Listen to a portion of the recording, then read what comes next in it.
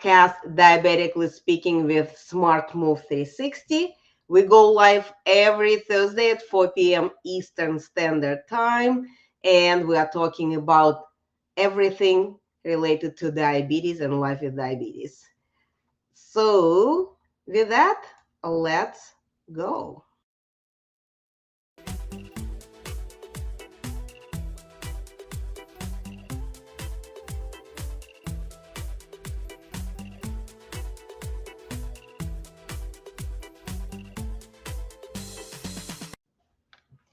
All right.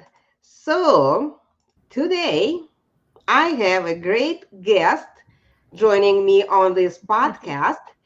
We met recently. Kim Kyle, she is registered dietitian. She is also educator with CDC. And when I saw all her credentials and what she's doing, I thought, I need to connect with this lady. I must to have her on my podcast, and probably I will try to convince her to work with us further. So Kim, can you please talk a little bit about yourself so our listeners can learn about you a little bit?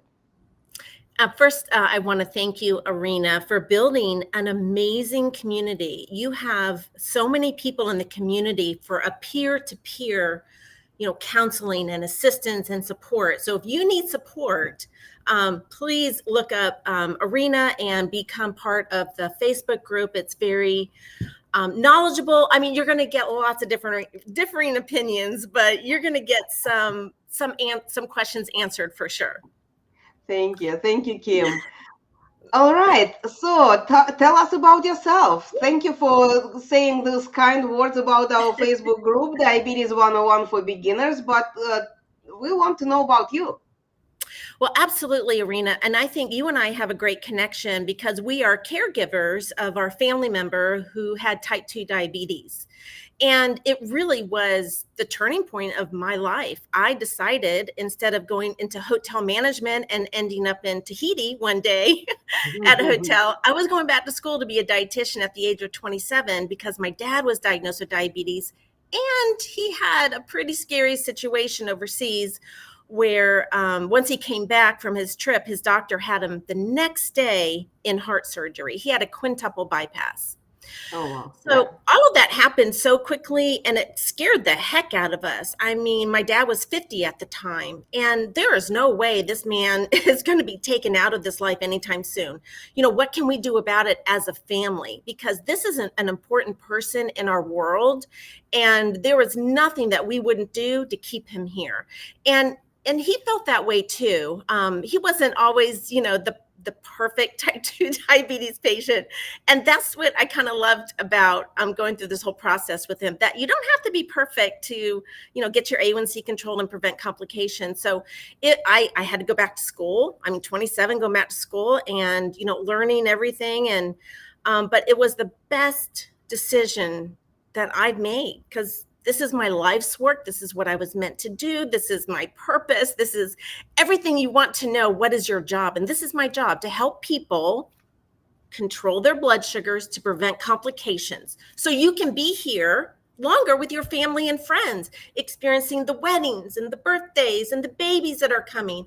That's important. So how can we keep you here longer? Like I helped my dad, he lived with us an extra 31 years. And thank God that he did.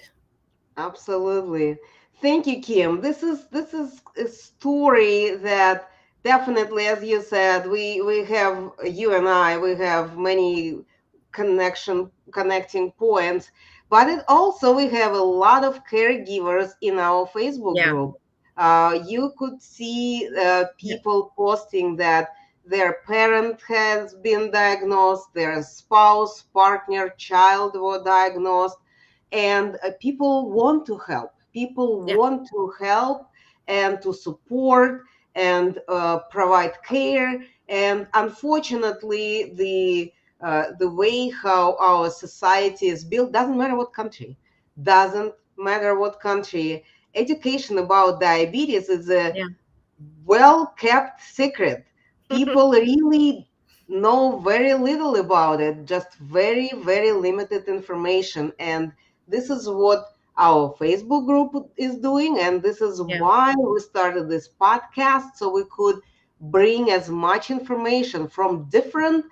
perspectives to our people, and not only to the people in our Facebook group, it's public group. So anyone on a Anybody. Facebook could get there and read the posts and learn about different situations and ways to manage and be better informed.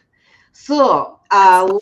we have a little list of questions, and let me ask you those. So again, I am jumping as always ahead of myself. First question: why, in managing diabetes, it is very important to have a support system? You are the support system. Why do you think, from your professional opinion, support system is important when managing diabetes? Having type 2 diabetes and uncontrolled sugars can be really scary. And I've been a diabetes educator now 18 years. Mm-hmm. And so this is really, I have so many stories that I could explain. But if I have a couple, a husband and wife, the husband has diabetes, the wife does not. And she is sometimes hearing things about his blood sugars for the very first time.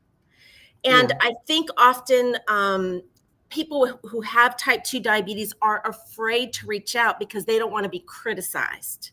A Mm-hmm. lot of that is fear, just leave me alone, I'm handling it. But if the partner, the family, the doctor, the dietitian, we can all be involved and say, a lot of this may not be in your control. Let's see how we can help you get better blood sugars. The family does have to make changes, absolutely across the board.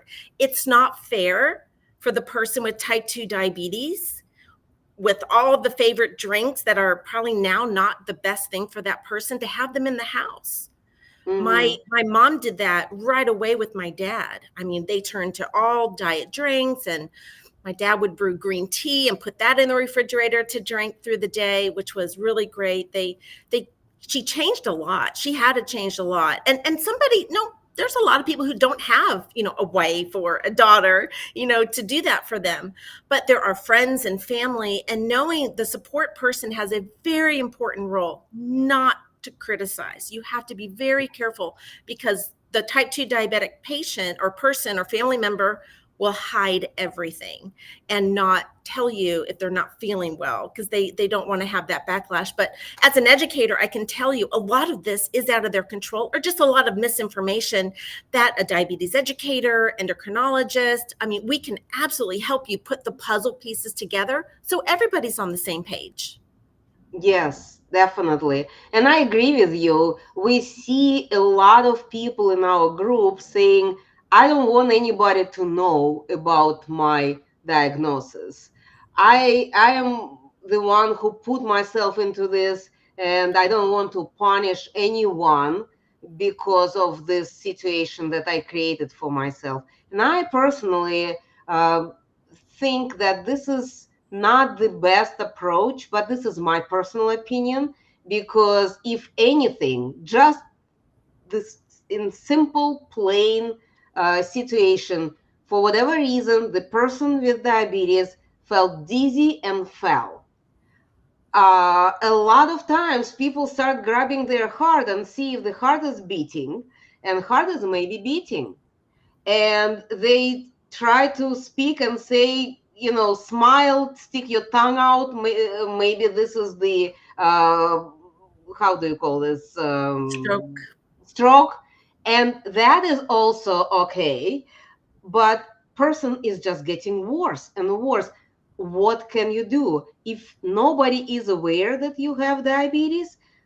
They may delay with the help, and that may cause the damage that will be very hard to overcome. So I personally believe that we need to have a team, a support team, who will be, you don't have to post on the Facebook a big banner, I have diabetes, but the closest people who you're communicating with regularly, uh, I think should be aware. It's also unfair to them to do not know.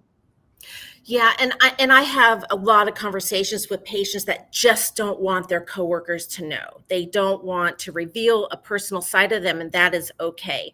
But maybe a manager, somebody who knows. Now, if people are not taking insulin or a medication that lowers blood sugars, they're really not at risk for, a severe low. It certainly Hmm. lows can happen, but not to the point where you would pass out or Yes, become unconscious. But if somebody's taking insulin or a medication like glyburide, glipizide, insulin that can lower your blood sugars, absolutely somebody needs to know where you work. But in your home, again, I come across somebody who's had diabetes for 20 years, and their partner does not know how to check their blood sugars, doesn't know anything about how to work the meter. They have no idea how to use that. So that's the first place I would start, making sure everybody in the home knows how to use a glucose meter to check your blood sugar. It is the most accurate. Certainly, we have those sensors we're putting on our arms these days, and that's great, and it will sense a drop. It will give you an arrow, usually stable, going up or going down, and that's lovely. But it's not a real time blood sugar. It's behind a bit of the finger stick. So everybody should have a meter, whether from Walmart or from one of the name brands that we like to promote. And everybody in the family should know how to do a finger stick, just in case something would happen. You become disoriented. This, yeah, this this happens very, very quickly. When your blood sugar drops, it goes from the brain first, because this is what you have to keep alive. So all the yes, sugar goes here. You become weak and confused if you have a low blood sugar, and you might not be able to verbalize what's going on. But somebody in the home can use a meter, check the blood sugar. If it's near or under 70, then yeah, this person needs some help. I had a patient tell me, I knew I had to go get something to eat. I just couldn't make my legs get up and walk to the kitchen. yes.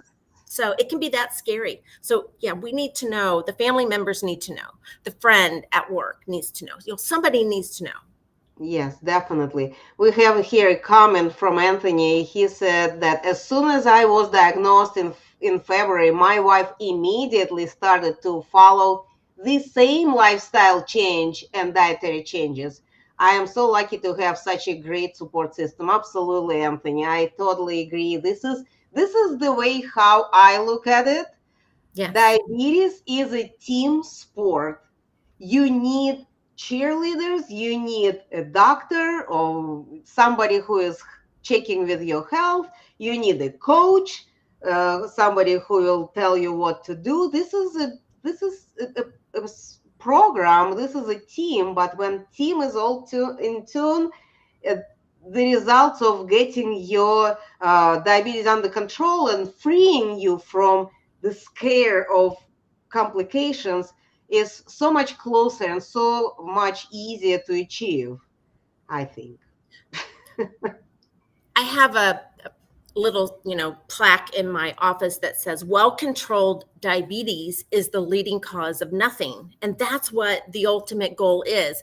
You don't have to have an A1C of 5.5 to have well-controlled diabetes. We're Yes, looking at an A1C less than 7%.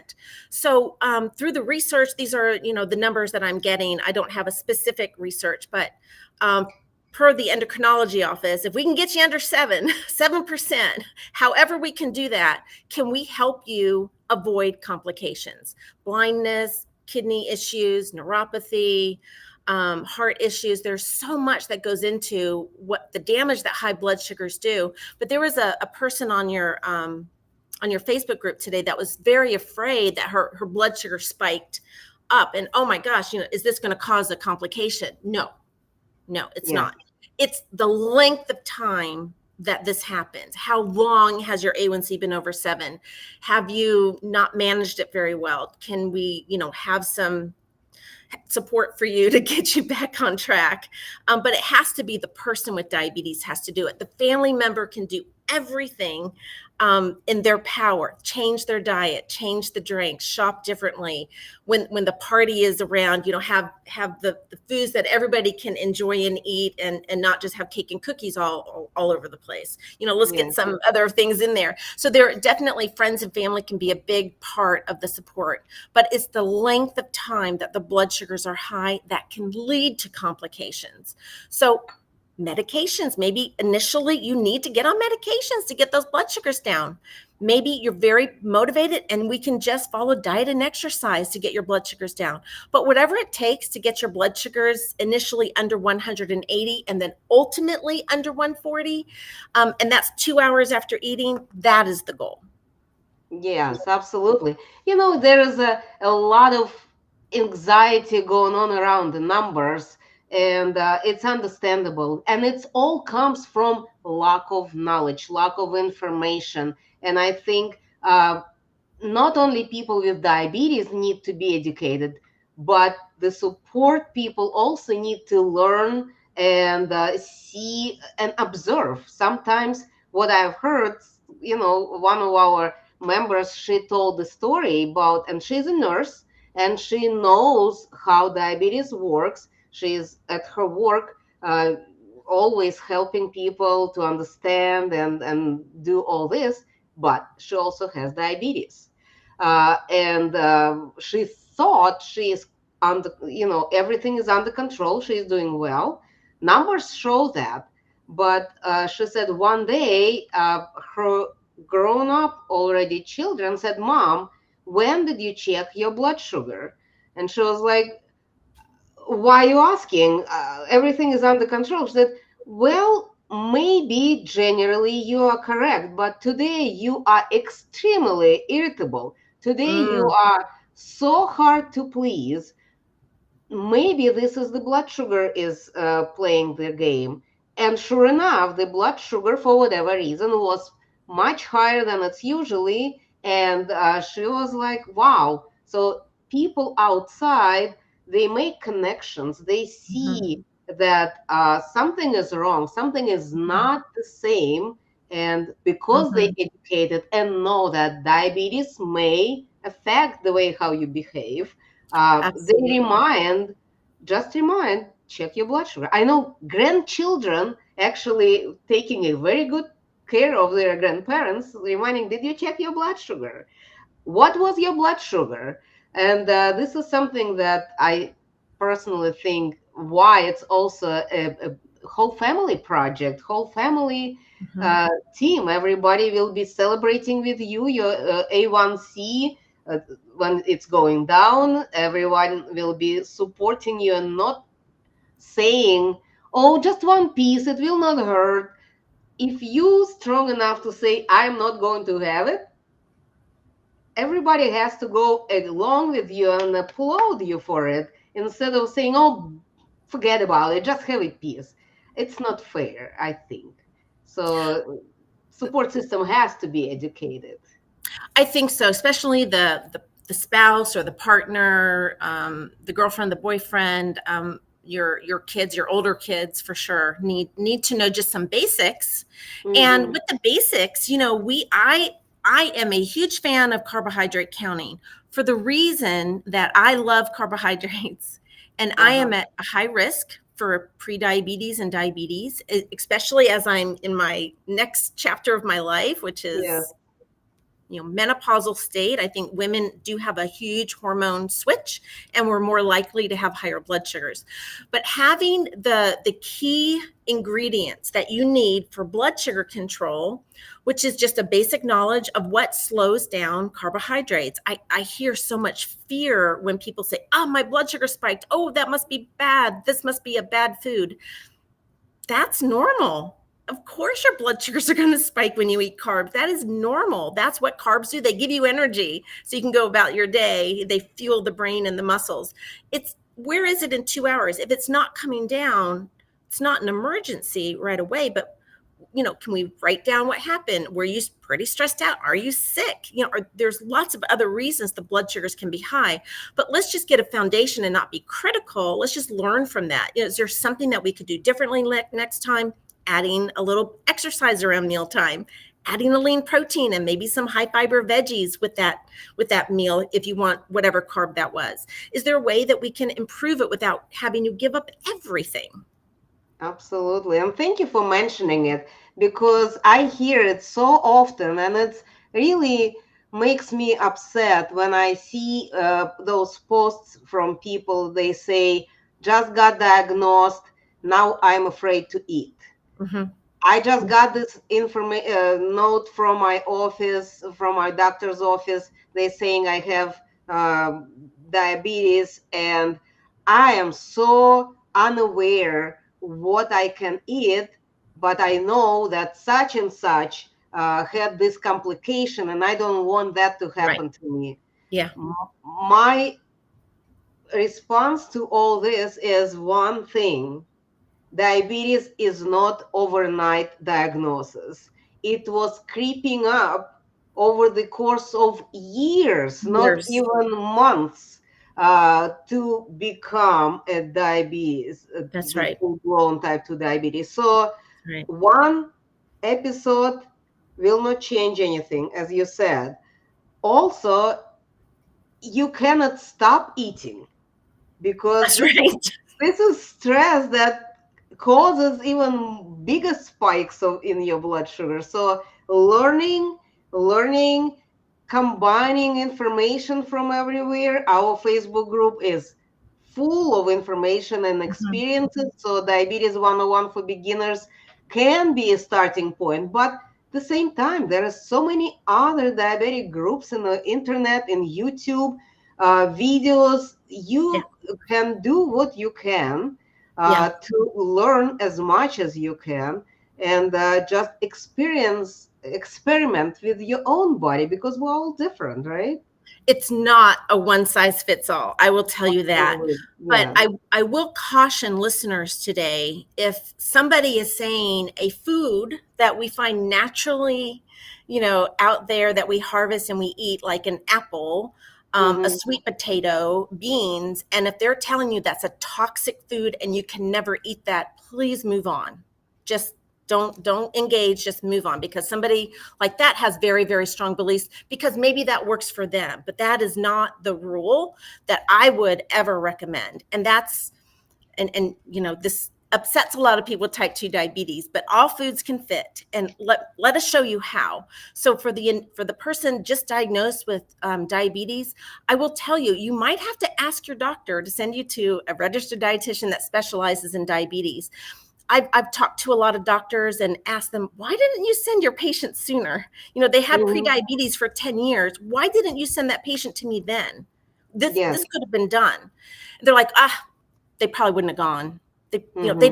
don't have a lot of hope that you guys will actually follow, instructions. But I think that most of you probably would want to hear from somebody who's been in the field for a long time and helped a lot of people. So I do think that you have to be very careful not to just eliminate food groups and say, this is, that's it. I can't have any fruit. I can't have any sweet potatoes. I'm just done with that. I'm going to have to move on with my life. Don't do that.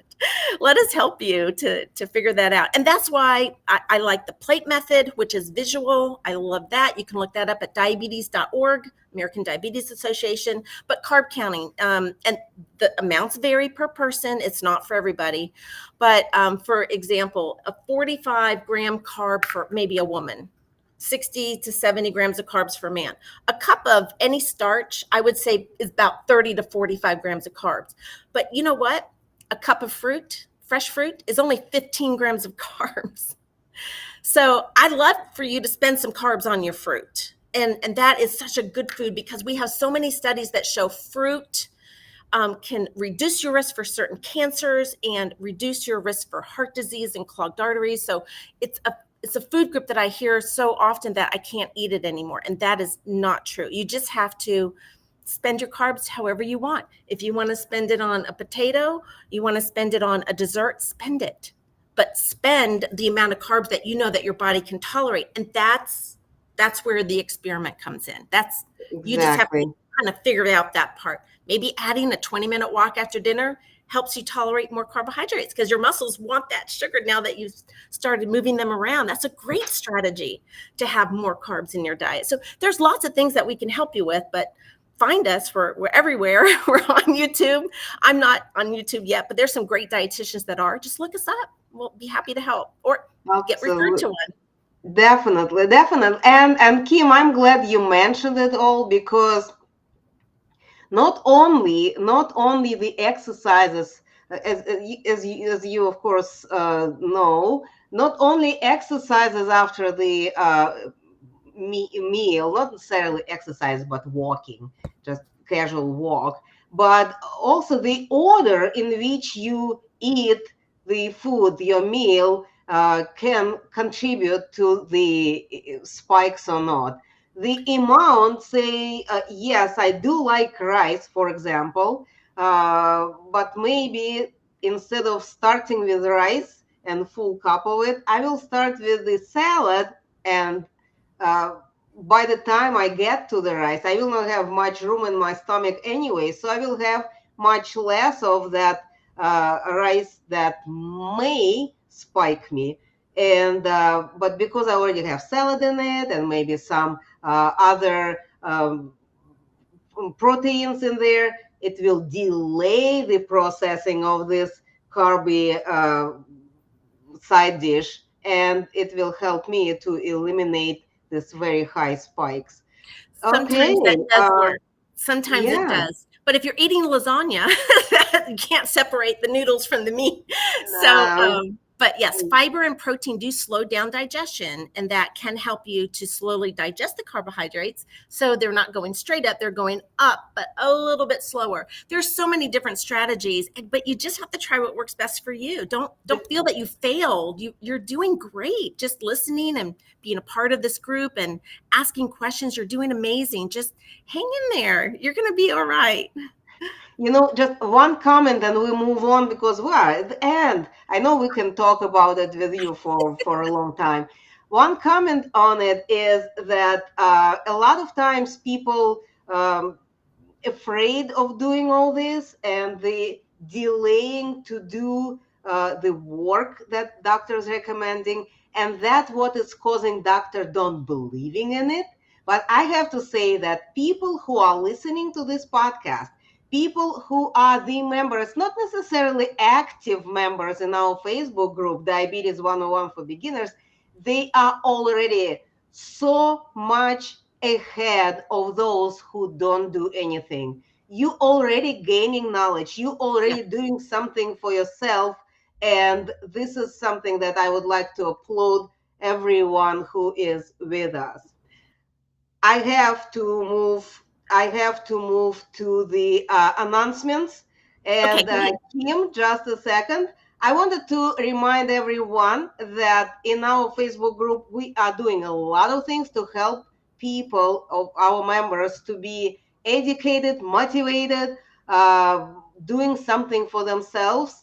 So on Mondays, we have this Motivational Mondays by Monica Henderson. This is a quick little videos that she is doing to keep people moving.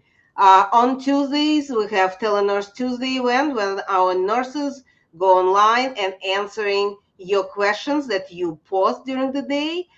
Every other Wednesday, we have the diabetic support group meetings, and we invite everyone to join us there. It goes in Zoom, it's not on the Facebook, and we do not record it, and we're trying to help everybody who is joining us there.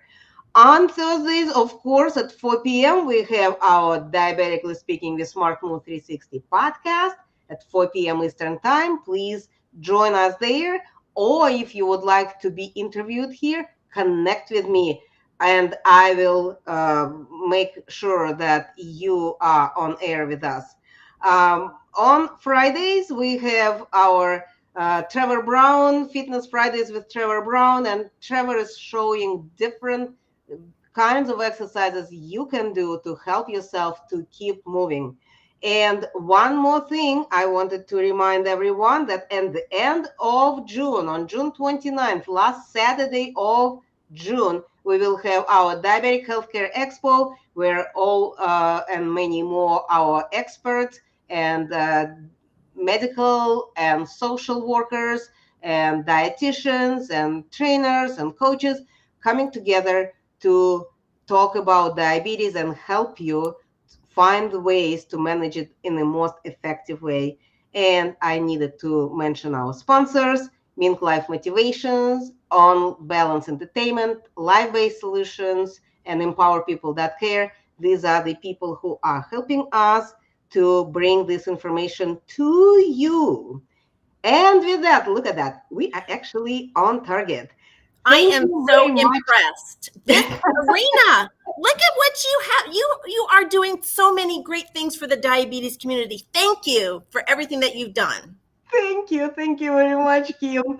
Let's finish with that. Everybody, keep moving. Do what you need to do to stay on a healthy side. And we will talk with you on Thursday next week.